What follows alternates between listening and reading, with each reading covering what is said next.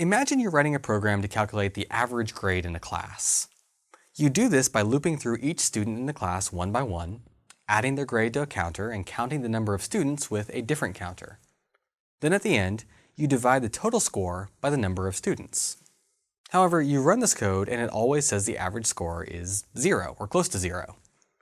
You know that isn't true because you know everyone in the class has a positive score.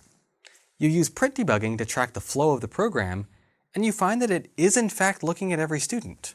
So what do we do now? Scope debugging is my term at least for debugging small sections of program to make sure things have run correctly so far.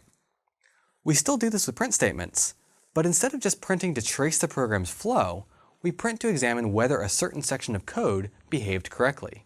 For example, we can check after each student whether the sum is what we expect it to be at that stage.